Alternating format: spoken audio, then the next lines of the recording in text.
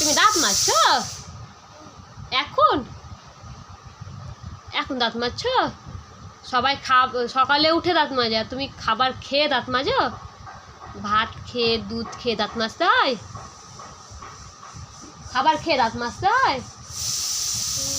কেমন করে দাঁত মাজে গো? দেখিয়ে দাও তো দাঁত কেমন করে মাজতে হয়।